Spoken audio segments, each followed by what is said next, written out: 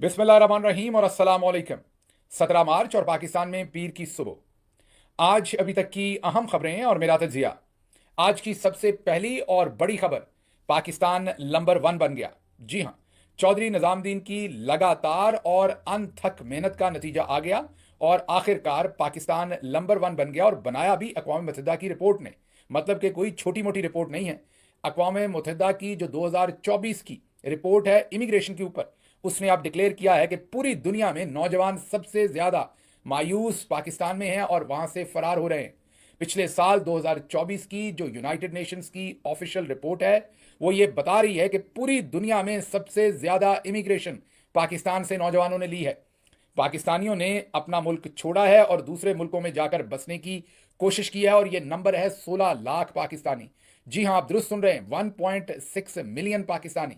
25 करोड़ की, तकरीबन 25 से 30 करोड़ की आबादी है पाकिस्तान की। और उसमें से पिछले साल जो रजिस्टर्ड लोग गए हैं, इसमें वो तमाम लोग शायद नहीं होंगे जो बहुत सारे इलीगल वेज से पाकिस्तान को छोड़ते हैं। ये तमाम लोग जो आगे जाकर कहीं रजिस्टर्ड हुए हैं या पाकिस्तान से रजिस्टर्ड हुए हैं, ये तमाम लीगल चैनल्स के थ्रू या सेमाई लीगल चैनल्स के थ्रू जाने वाले लोग हैं। उनकी तादाद 16 लाख है।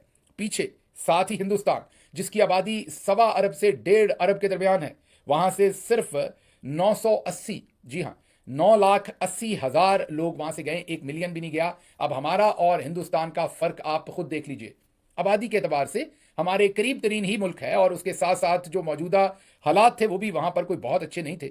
जी हाँ, मैं बात कर रहा हूं साबिका ईस्ट पाकिस्तान और आज का बांग्लादेश। वहां से भी महज 5.5 लाख लोग जो हैं वो 2024 में उन्होंने इमिग्रेशन ली है।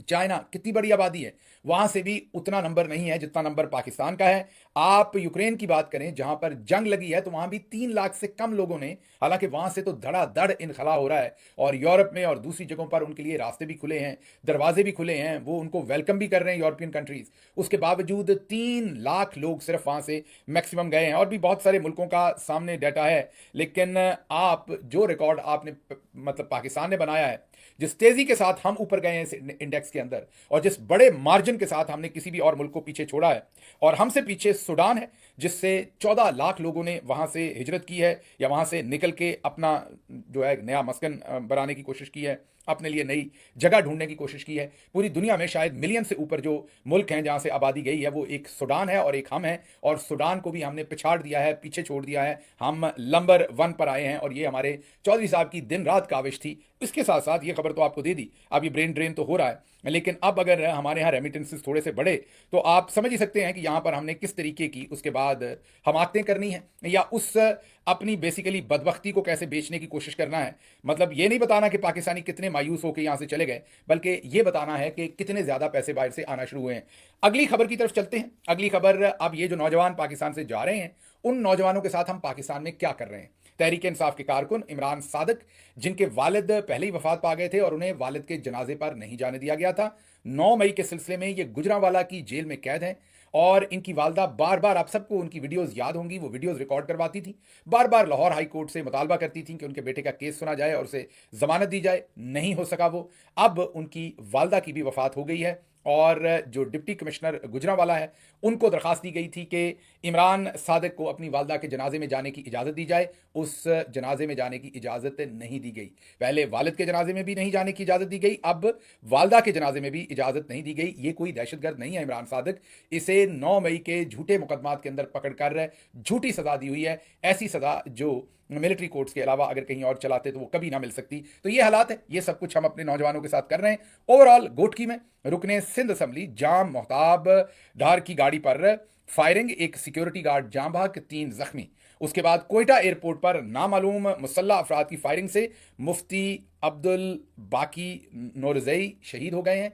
और आपको पता है हाल ही में एक और मुफ्ती साहब को भी शहीद किया गया जो बहुत क्रिटिकल थे DGISPR के ऊपर, और उनके बेटे ने एजेंसीज पर डायरेक्टली इल्ज़ाम लगाया है उनकी शहादत का। अब ये एक और मुफ्ती साहब हैं अब्दुल बाकी साहब, उनको कोयटा एयरपोर्ट पर, आप सोच सकते हैं कि एयरपोर्ट की जो हदूद या इर्द गिर्द का इलाका है वो सिक्योर होता है, लेकिन वहां पर फायरिंग करके उनको शहीद कर दिया गया है। ये सिर्फ आपके सामने खबरें इसलिए रख रहा हूं कि आपको ये जो 1.6 मिलियन पाकिस्तानी जो रजिस्टर्ड है, जो पाकिस्तान छोड़ के गए हैं, आप उसकी वजूहत समझ आए कि पाकिस्तान के अंदर क्या किया गया है। खरासान डायरी, जो दहशतगर्दी से रिलेटेड एक फोरम है, चैनल है, जो रिपोर्ट करता है अफगानिस्तान और पाकिस्तान के बॉर्डर एरियाज़ के ऊपर जितनी भी दहशतगर्दी की एक्टिविटीज़ होती हैं। खरासान डायरी कह रहा है कि उसके मुताबिक गुज़िश्ता 48 घंटों में पाकिस्तान में दहशतगर्दों के मुख्तलिफ नोयत के 57 हमले हुए हैं, 57 अटैक्स या एक्टिविटीज़ हुई हैं, जिसमें सिक्योरिटी एहलकारों समेत 16 अफराद जो हैं वो शहीद हुए हैं और 46 ज़ख्मी हुए हैं। ये इतलात दे रही है खरासान डायरी, और ये इसमें आपके सामने हम सिर्फ पिछले 48 घंटे की बात रख रहे हैं। इसमें जाफर एक्सप्रेस का वाकया जो है वो मामला नहीं है। लेकिन हम इस सब के बावजूद भी हम चलाकियां खेल रहे हैं। आपको याद होगा तहरीक इंसाफ ने यह मुतालबा किया था कि एक एपीसी बुलाई जाए जिसमें इमरान खान साहब को भी पैरोल पर जेल से लाया जाए और बातचीत हो और पाकिस्तान को आगे बढ़ाने की कोशिश करें हम कि आगे कैसे बढ़ना है इस दहशतगर्दी के नासूर से, जो कि तहरीक इंसाफ के ज़माने में ऑलमोस्ट ख़त्म हो गया था या काबू पा लिया गया था। दोबारा ये किस तरह के हालात पाकिस्तान के लिए क्रिएट कर दिए गए हैं, और एक ऐसी जमात जिसके पीछे 90% आवाम का वोट है, उसके लीडर को लाकर उस एपीसी के अंदर बिठाया जाए और फिर ब्रीफिंग दी जाए कि हमारी सिक्योरिटी फोर्सेज, हमारी एजेंसीज, हमारी अफवाज क्या कर रही हैं और क्या इनका लाहे अमल है, और फिर सियासी क़यादत उस लाहे अमल को या तो इंडोर्स करे या अपना लाहे अमल दे। लेकिन अब सिर्फ इमरान खान को बाहर रखने के लिए नई चालाकी की गई है और यह फैसला किया गया है कि अब पार्लियामेंट को एतमाद में लेना है, ताकि पार्लियामेंट से जो बाहर है उसको एतमाद में ना लेना पड़े, ना उनको बुलाना पड़े। तो सिर्फ जितने मेंबरान पार्लियामेंट के हैं उनको बुलाकर army chief, DG ISI, MI और दूसरे इंटेलिजेंस के जो सरबराहान या जिम्मेदारान हैं वो अब पार्लियामेंट के मुश्तरका इन कैमरा इजलास के अंदर सिक्योरिटी ब्रीफिंग देंगे। क्या ब्रीफिंग देंगे, आगे क्या मामला होंगे, वो जब होंगे आपके सामने रखेंगे। लेकिन फिलहाल आपको ये बता दें कि सारी चालाकी इसलिए की गई है कि कहीं इमरान खान साहब को जो है वो ना लाना पड़ जाए। आप ज़रा इनके ख्यालात सोचें, इनकी चालाकियां सोचें। मुल्क जो है वो उसके अंदर जो अमन अमान है वो मुट्ठी में से रेत की तरह सरक रहा है, लेकिन ये पूरी की पूरी तवज्जो जो है वो इमरान खान और उनके सोशल मीडिया पर रखे हुए हैं। अगली खबर इसी से रिलेटेड है। असद तूर साहब की खबर है। वो कहते हैं कि इस्टेब्लिशमेंट का पीटीआई की जो मौजूदा क़यादत है उनसे वाहिद गिला एक ही है और मुतालबा भी एक ही है कि अपना सोशल मीडिया सरेंडर करें, अपने अकाउंट्स पाकिस्तान लाएं, अपने लोग जो वोकल हैं उनको बंद करवाएं या उनसे डिसोसिएट करें। मतलब कि जैसे अगर कोई व्लॉग करता है या अगर कोई पाकिस्तान तहरीक इंसाफ के सोशल मीडिया को हैंडल कर रहा है तो पार्टी उन लोगों को डिफरेंट फोरम्स में से निकाले, उनसे डिसोसिएट करे, उनको कहे कि हम में से नहीं है, उनसे डिस्टेंस कर ले। और फिर जाहिर है जो इस्टेब्लिशमेंट के टाउट्स होंगे वो कहेंगे ये तो देखिए इनको तो पार्टी ने भी छोड़ दिया है, इन लोगों की बात तो आप ना सुने, इमरान खान को जेल में बंद कर लिया है। अगर ये सोशल मीडिया से भी या फॉर एग्जांपल ऐसे तमाम लोग जो कहीं पर भी आवाज़ उठा रहे हैं उनसे अगर पार्टी डिसोसिएट कर देती है तो उनका ख्याल यह है कि जो पार्टी का वजन है वो ख़त्म हो जाएगा उनके पीछे, तो फिर लोग उन्हें सुनना या पढ़ना बंद कर देंगे और इस तरीके से हम इफेक्टिवली जो चंद आवाज़ें हमारे खिलाफ बोल रही हैं हम उनको खामोश करवाने में कामयाब हो जाएंगे। तो ये अब असद तूर साहब की स्टोरी है। स्टोरी में आगे इसमें से क्या निकलता है, क्या चौधरी निजामुद्दीन करने में कामयाब होते हैं या नहीं, ये एक अलग बात है। लेकिन एक बात आपको बता देता हूं, जब ये रजीम चेंज हुई तो जो पहला काम किया था वो यही किया था कि लोगों को उठाना शुरू किया था। उसके बाद देखा ये काम किसी नतीजे तक नहीं पहुंचता, फिर फायरवॉल के ऊपर 40 अरब लगाया गया, फिर और बहुत कुछ किया गया। अब घूम घुमा के दोबारा आपने देखा कि पिछले 72 आवर्स में दोबारा से पाकिस्तान तहरीक इंसाफ के सोशल मीडिया के लोगों को उठाया जा रहा है। मतलब कि 3 साल पहले वाली पॉलिसी अब घूम कर दोबारा वही इस्तेमाल की जा रही है। जिसका मतलब क्या हुआ? जिसका मतलब यह हुआ कि बाकी दरमियान में वो फायरवॉल और वो जो तमाम स्ट्रेटजीज और पॉलिसीज थी वो काम नहीं आई। आखिरकार लौट के बुद्धू घर को आए, दोबारा लोगों को ज़बरदस्ती उठा के उन्हें मारपीट करके वही तरीका जो है वो दोबारा इस्तेमाल करने की कोशिश कर रहे हैं। ये इनको पता नहीं क्यों समझ नहीं आती कि अगर ये तरीका काम आना होता तो ये 3 साल पहले काम आ जाता, अगर ये 3 साल पहले काम ना आया तो अब ये तरीका कैसे काम आएगा। बहरहाल उसी स्ट्रेटजी को दोबारा फॉलो करने की कोशिश की जा रही है। इस पर नजम सेठी साहब ने, हमने पहले भी आपके सामने रखा था, लेकिन उनका एक नया बयान है कि पीटीआई सोशल मीडिया एक जमात नहीं बल्कि एक तहरीक बन चुका है और अब इस तहरीक को रोकना नामुमकिन है, क्योंकि ये खल्के खुदा है जो इमरान खान के साथ खड़ी है। इनमें बहुत कम लोग ऑफिशियल हैं, बाकी तो सब कार खैर समझकर अपना हिस्सा डाल रहे हैं। इनको कोई काबू नहीं कर सकता, ये बहुत ताकतवर बन चुके हैं, ये अब आम आवाम है और ये किसी सूरत पीछे नहीं हटेगी। बिल्कुल दुरुस्त तज्जिया है नजम सेठी साहब का इस मामले के ऊपर कि ये जो भी समझता है कि चंद लोगों की आवाज़ बंद करके आप इसके ऊपर काबू पा लेंगे, तो ये शऊर जो है इसका जिन बोतल से बाहर निकल चुका है। इसको अब कोई भी कहे कि इस जिन को बोतल में वापस बंद कर दिया जाए तो ये नहीं हो सकेगा। अब हमें अपनी अदाएं बदलनी पड़ेंगी अगर हम ये एक्सपेक्ट करें कि लोग अब हम पर गलत काम हम करें भी फिर भी वो तनकीद ना करें, ये मुमकिन नहीं है। अच्छा जी, अगली खबर जो है वो भी इसी तरह की एक मैनेजमेंट के बारे में है जो मीडिया मैनेजमेंट की जा रही है। नुसरत जावेद साहब की खबर है, उन्होंने कहा कि हमारी फौज को चाहिए था कि अपनी मनपसंद के सहाफियों को साथ लेकर जाफर ट्रेन वाकया दिखाते, वहां से बाजियाब होने वाले लोगों का इंटरव्यू करवाते। उन्होंने इस डिजिटल दौर में सब छुपाने की कोशिश की है जिसका फायदा इंडिया को हुआ है। सिर्फ यही छुपाने की कोशिश नहीं की, बल्कि उन्होंने सबसे पहले तो 32 घंटे तक जो हमारे DGISPR हैं वो गायब रहे, किसी शख्स ने इसकी ओनरशिप नहीं ली। 32 घंटे के बाद उन्होंने एक ऑडियो बीपर दिया, उसके अंदर जो इंफॉर्मेशन दी, अब 2 दिन बाद जब प्रेस कॉन्फ्रेंस की तो उसी इंफॉर्मेशन से डिपार्चर कर लिया, मुख्तलिफ इंफॉर्मेशन दी। और अब जो दहशतगर्द हैं वो कोई और क्लेम कर रहे हैं, तजिया निगार नजम सेठी साहब जैसे और उसके अंदर बातचीत कर रहे हैं, जावेद चौधरी और नंबर दे रहे हैं। जावेद चौधरी के मुताबिक 80 के करीब फौजी एहलकार अभी भी BLA के कब्जे में हैं, ये जावेद चौधरी कह रहे हैं। तो अब जब इतनी सारी इसके अंदर मैं ये कहूंगा कि बिखरे हुए टुकड़े हैं इंफॉर्मेशन के जो कहीं फिट नहीं हो रहे, कहीं इकट्ठे नहीं हो रहे, तो इसके बाद हिंदुस्तान ने ही जाहिर फायदा उठाना था या उनके मीडिया ने उठाना था, और उन्होंने बिल्कुल उठाया। नुसरत जावेद की बात से भी मैं अग्री करता हूं कि काश ये प्रियम्पटिवली इस सारे मामले को एंगेज करते, इंफॉर्मेशन देते, तो आज ये ना हो रहा होता। अगली खबर है, सहाफियों को तनख्वाहें नहीं दी जा रही। हालांकि डिजिटल मीडिया के ऊपर और दूसरी जगहों के ऊपर खासा पैसा कमा रहा है जंग ग्रुप, लेकिन ये जंग ग्रुप का पुराना वतीरा है हुकूमत को ब्लैकमेल करने के लिए कि हमारे पास पैसे नहीं, हम तनख्वाहें नहीं दे सकते, सहाफियों की तनख्वाहें रोक लेते हैं और सहाफियों को कहते हैं इदारा घाटे में है इसलिए आपको तनख्वाह नहीं दे पाते। हालांकि मिलियंस एंड बिलियंस कमाए जा रहे होते हैं कई और जगहों से। अब सहाफियों को पिछले 2 महीने से तनख्वाह नहीं दी गई। इस सिलसिले में अब सहाफी मलक अब्दुल जब्बार ने ये कहा कि अगर तनख्वाह मीर साहब नहीं दे रहे तो वाकई हालात बहुत ही दगरगू होंगे।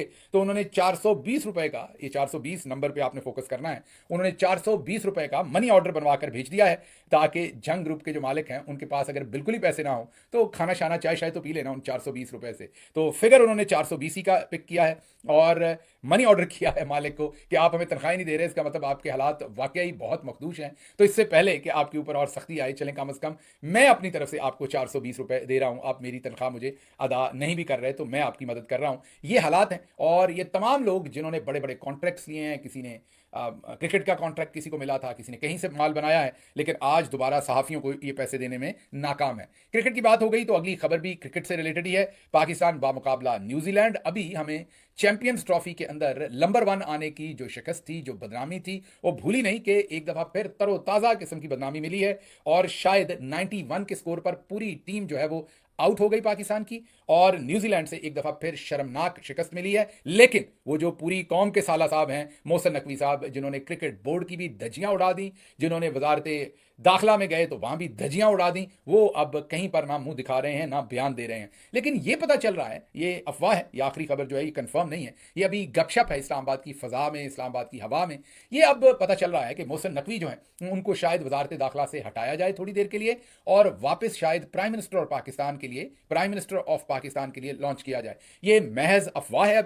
अब ये अफवाह दुरुस्त है या नहीं है इसके ऊपर काम करेंगे। अगर इसके अंदर कोई सिक्काबंद इंफॉर्मेशन हुई तो आपके सामने रखेंगे। लेकिन फिलहाल इस्लामाबाद की फजाओं के अंदर जो सीनियर जर्नलिस्ट हैं, दूसरे लोग हैं, उनके दरमियान ये चहमगोइयां हो रही हैं, इसलिए हम आपके साथ ये शेयर करना हमने ज़रूरी समझा कि अगर इस चीज़ के अंदर कोई हकीकत हुई तो आपके सामने हम ज़रूर रखेंगे।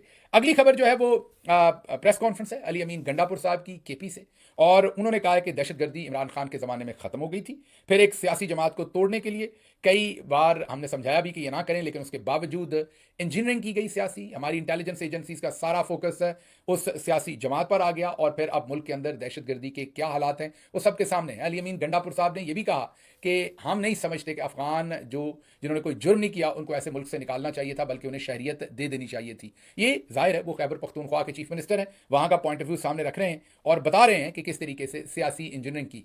अब जिनके साथ मिलकर की वो क्या कह रहे हैं वो आपके सामने रखते हैं। मिफ्ता इस्माइल जो PDM गवर्नमेंट के वजीर खजाना थे जब इमरान खान की हुकूमत गिराई गई थी, वो अब कह रहे हैं कि IMF के साथ तमाम मामला जो हैं उस वक्त के DGISI lieutenant general Nadeem Anjum deal किया करते थे, और एक दफ़ा तो लेफ्टिनेंट जनरल नदीम अंजम साहब ने आकर वज़ीर आज़म को वज़ीर आज़म हाउस में कहा कि आप अब पेट्रोल की कीमत ज़्यादा कर दें, अगर अभी भी आपने पेट्रोल की कीमत ज़्यादा ना की तो फिर ख़जाने के मामला भी ख़राब हो जाएंगे और IMF का पैकेज भी शायद हमें ना मिले। अब ये DGISI, एक तरफ हम ज़राअत में हैं, एक तरफ हम नहरें निकालने में हैं, एक तरफ हम कोई ग्रीन इनिशिएटिव ले रहे हैं चोलिस्तान के अंदर मेला मवेशियां है, तो दूसरी तरफ हम पता नहीं कौन कौन से हम काम कर रहे हैं, और साथ अब पता चला है कि तेल की कीमतें भी हम ही ऊपर नीचे कर रहे हैं। तो जब इतने सारे काम हमारे कंधों के ऊपर होंगे तो फिर दहशतगर्दी तो जाहिर है पनपनी है। ये अब हम नहीं बता रहे, ये मिफ्ता इस्माइल ने बताया कि उस वक्त के DGISI जो थे वो तेल की कीमतों को भी वही रेगुलेट करते थे। तेल किस तरफ को जाना है, किस किस को तेल देना है, किस किस को तेल नहीं देना, इसका फैसला भी DGISI जो है वही कर रहे थे, और तेल की कीमतें वजीर आजम को डिक्टेट कर रहे थे। तो जब हमारी एजेंसीज के हेड ये कर रहे हों